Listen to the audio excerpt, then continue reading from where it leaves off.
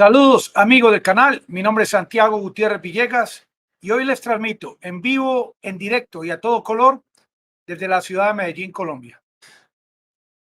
Saludos a toda la audiencia, muy agradecido por sus importantes comentarios. Sí, igual como ocurrió en Azovstal, allá en Mariupol, el Comando Supremo de Zelensky, de Kiev, en Ucrania, dio la orden a los soldados que se rindiesen. Hoy también ocurrió algo similar.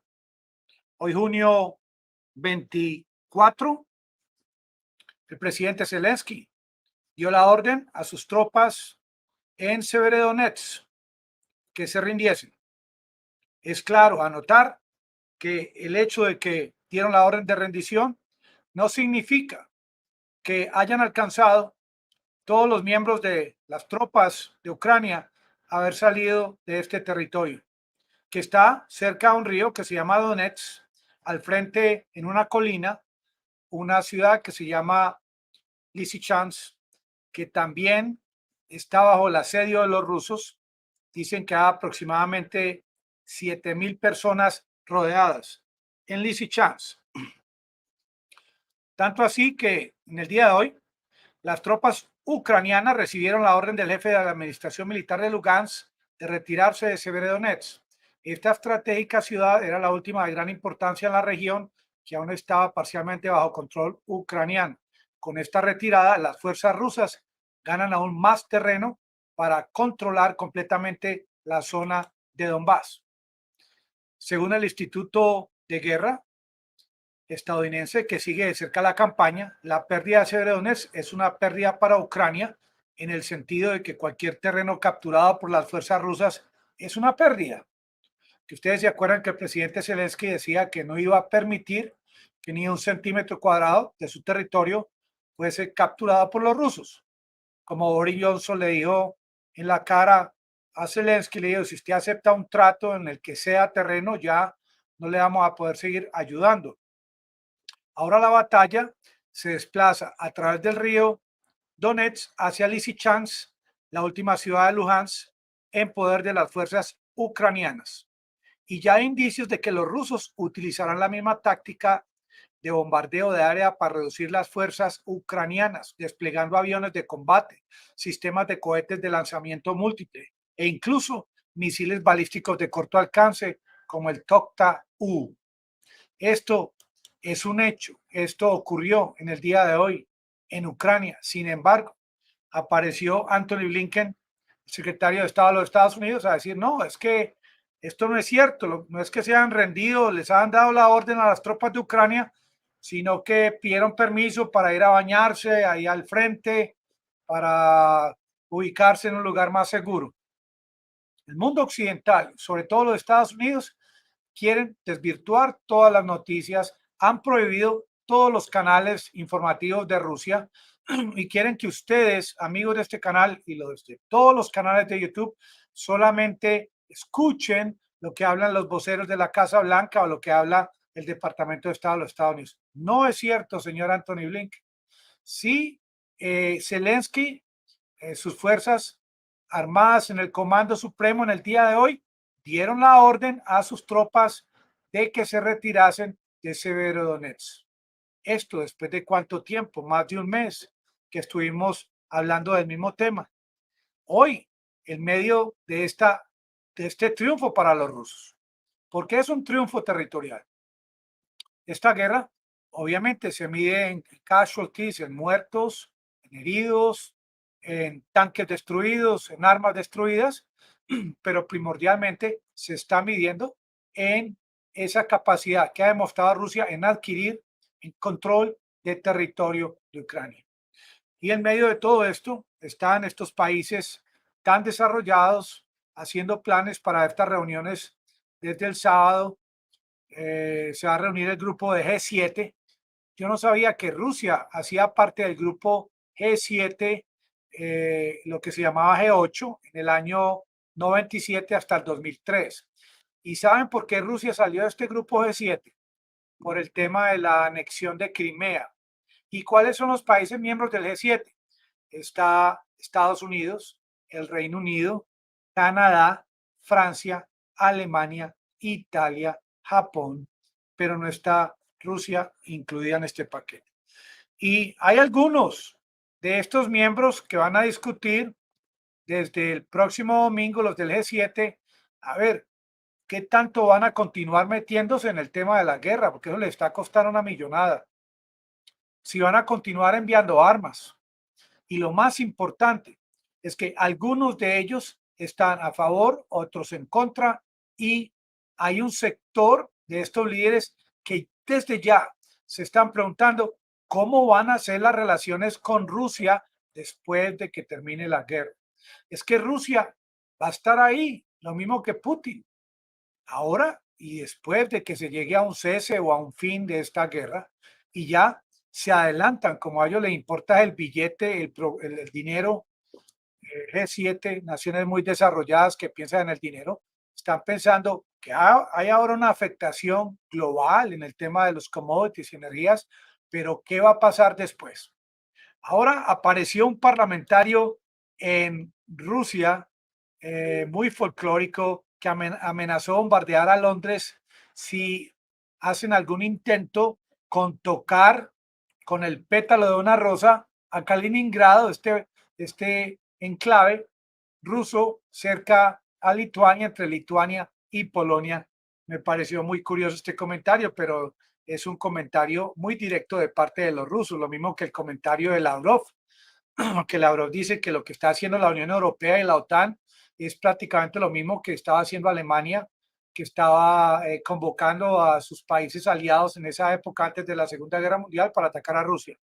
Y tiene sentido el planteamiento de Lavrov, como también hay que analizar muy de cerca el planteamiento de parte de Stoltenberg de la OTAN, que vuelve a enfocarse en el tema de que el aumento de los precios de los alimentos es por culpa de Putin.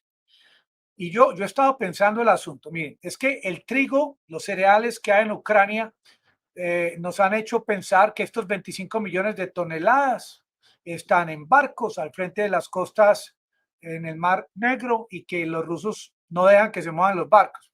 Es imposible tener tanta cantidad en los barcos.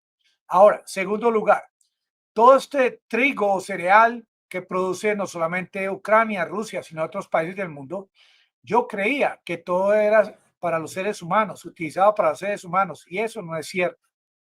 Gran parte de este trigo es usado para combustibles y gran parte de este trigo es usado para alimentar animales, lo que significa, por ejemplo, que si la gente se dedica a consumir más de este trigo para consumo humano, y no para dárselo, no para comer, dejan de comer carne y comen trigo, pues esto va a ayudar a mejorar la situación del calentamiento global. Y miren cómo hay como un doble fondo en este asunto. Por un lado, hay quienes siguen el acuerdo del año pasado del tema del cambio climático, que allá estuvo Biden, que estuvo en contra de continuar con el tema de petróleo en su país. Y hay una mujer que se llama Úrsula, que hoy en día le está vendiendo a los europeos la idea de que empiecen a usar carbón. Entonces yo no entiendo. Eh, Úrsula quiere el aire muy limpio, también las energías limpias y quiere carbón. Y ahora hablan de que el culpable de la hambruna mundial es Putin, cuando en realidad lo que está pasando es que los fertilizantes y el trigo y los cereales rusos, por culpa de las sanciones, no están teniendo fácil salida de Rusia hacia todo el mundo, y eso lo estamos viendo ya en Perú, en Colombia. Muy pronto vamos a ver cómo va a tocar hacer una convocatoria para que la gente vaya a orinar a los campos, porque fertilizantes no van a llegar, y si van a llegar van a ser muy caros, con excepción de que el nuevo presidente de Colombia, que ha dicho que va a subsidiar el tema de los fertilizantes, esto le funcione. De resto va a haber hambruna en realidad, porque se van a producir menos productos en el campo. Este señor Lavrov es un hombre contundente y dice que él sabe que se está preparando un ataque directo contra Rusia. Y esto, cuando el canciller Lavrov habla en estos términos, él está prácticamente con el formato nuclear al lado. Este señor lleva ya mucho tiempo trabajando como canciller ruso. Este señor de Stoltenberg dice algo que a mí me da risa. Dice, fuera de que Zelensky está actuando como un títere siguiendo las órdenes de los Estados Unidos, dice Stoltenberg que a Ucrania le corresponde decidir qué acuerdo de paz acepta, pero es que él a estas alturas cree que el mundo ya piensa que Zelensky es el que maneja los hilos. Lo claro es que hoy Rusia ha adquirido nuevo control del territorio de Severodonetsk, ya tiene control de Gerson, tiene control de Mariupol. Próximamente, ¿para dónde va Rusia? No nos lo ha dicho el presidente de Rusia. Va para Transnistria, va para Odessa, va para tomar control total de los puertos al frente del mar de Azov, del mar Negro. Esto, como dice alguien en el canal, que habla de lo que ocurre en Bruselas, que cuando Zelensky celebró de que iba a ser candidato de la Unión Europea, 200 personas salieron a celebrar y que hoy en día salen 70, 80 personas a protestar por el tema de la inflación. Esto se está convirtiendo en una locura en Europa a medida que sigan subiendo los precios. Porque esta señora Úrsula salió con el cuento hoy que ya la propuesta de la Comunidad Europea a los ciudadanos europeos es que empiecen a racionar. Claro, que ya viene el invierno y ahora en el verano el aire acondicionado hay que bajarlo, en el invierno la calefacción hay que rebajarla también. Imagínense el frío que van a sentir en Europa y ella no tiene otra propuesta porque el gas, lo más seguro es que Estados Unidos no vaya a enviar todo el gas natural que dicen que van a enviar a Europa. Europa prácticamente tiene que aprovechar esta reunión con Biden ahora el próximo domingo en el G7 y en la reunión de la OTAN el próximo miércoles para aclarar el tema de si Estados Unidos les va a enviar o no les va a enviar gas natural, asunto muy importante. Y si le toca reversar a Úrsula su propuesta con el tema de los hidrocarburos rusos, le va a tocar, porque por encima de todo está la voluntad y los derechos de los pueblos europeos. Algo curioso también, apareció el primer ministro de Kosovo, quien dice, no, yo sé cómo piensa el presidente de Rusia, yo sé cómo piensa el presidente Biden, ellos lo que quieren es dividirse el mundo y mientras no lo hagan, van a seguir en la pelea. Y es importante pensar en este asunto que no está fuera, no está fuera no es algo fuera de lugar, que no se pueda debatir, porque sí, muchos han comentado de que Putin de pronto lo que piensa es reconquistar territorios que le pertenecían a la Unión Soviética. Estamos todavía día 121 de la guerra, todavía Putin no ha puesto todas las cartas sobre la mesa, pero hay que tomar en cuenta el comentario de él, se llama Kurdi, el primer ministro de Kosovo. Y las circunstancias han cambiado, dicen ellos, o dice él, dice, lo que él propone ahora es minimizar el contacto con Putin mientras tanto, dejar que se llegue al fin de la guerra y luego sentarse a negociar a ver de lo que quede, porque el mundo continúa. Después de la anexión de Crimea, el mundo continuó. Después de la Segunda Guerra Mundial, el mundo continuó. Después de la guerra de Vietnam, también. Ahora, lo que sí es muy cierto es que de parte de ninguno de estos, perdón, de estos líderes de la Unión Europea se ha visto, perdón, una decisión honesta de dialogar. Es como lo que dijo Anthony Blinken hoy, que no hubo retiro de tropas, sino que simplemente por un ratico fueron aquí a la esquina a tomar fresco, pero que ya vuelven a pelear. No, hay que ser honestos en el asunto de que el tema político hay que contactarlo con la realidad de lo que está pasando. ¿De qué sentido tiene hacer un discurso político sobre algo que no se le puede entregar al pueblo, cosas que son irrealizables? Úrsula terminó su discurso de todo el año de guerra, ¿cómo terminó? En el tema del racionamiento y en el tema de renovar las plantas que trabajan con carbón. ¿Cómo le parece? Qué inteligencia de mujer, a donde está llevando a Europa hasta ese punto ella no tiene otra solución, otro planteamiento, más que el volver a energías sucias y volver a la gente a racionar. Después va a decir lo mismo con los alimentos, va a racionar los suministros de las empresas. Este acuerdo de paz que dice Stoltenberg que le toca a Ucrania decidir, yo realmente no sé cómo el presidente de Ucrania se ha dejado acorralar, arrinconar, hasta el punto de que él habla por un lado de soberanía, pide lealtad a su pueblo, pide que la gente sienta orgullo por su territorio y por el otro lado obedece las órdenes del presidente de los Estados Unidos.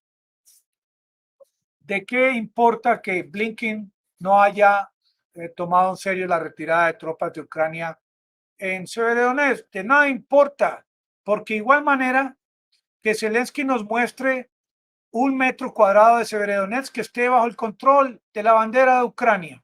Me gustaría ver una bandera de Ucrania que él le tome la foto y nos la muestre por este canal, que hable con la realidad, como el vocero de la Casa Blanca en estos días que estaba diciendo que el precio de la gasolina está bajando y mostraba la curva y todo. Lavrov sí está con una preocupación real porque 120 son muchos días y también muy pocos días. Y su posición es prácticamente igual a la del primer día de la guerra. Están en alerta, Rusia continúa en alerta máxima nuclear y la posibilidad de que continúe escalando el tema de control territorial, ya no solamente el asunto de la protección de población rusoparlante, sino que ya desde que se tocó el tema de la candidatura de Zelensky, de su país en la Unión Europea, Rogerio Anitablian, muchas gracias por su aporte. Desde que se tocó el tema, muy amable, desde que se tocó el tema de la anexión a la Unión Europea, él ya ve pasos de animal gigante, en el sentido de que Zelensky quiere aferrarse a ser parte de alguna organización que lo proteja y que lo ayude. Claro que Zelensky no ha dicho por cuánto tiempo, ni le ha explicado a su pueblo y al mundo realmente qué está haciendo con todo este dinero que está recibiendo. Porque él no tiene la fortaleza, la honestidad de mostrarle al mundo qué está haciendo con tanto dinero y por qué sigue pidiendo más. Si mientras sigue pidiendo más armas, que hoy le envió a Estados Unidos más armas, le envió los HIMARS, que ha prometido 10 y creo que han llegado 2 o 3. ¿Por qué no le demuestra a quienes le envían tantas armas que él al menos cada día progresa en recobrar 1 centímetro cuadrado de territorio ucraniano? Está ocurriendo todo lo contrario y está cada día pidiendo más armas en un esquema que no le está funcionando. Amigos del canal, me despido y les agradezco. Hasta mañana. Que la pasen todos muy bien y muy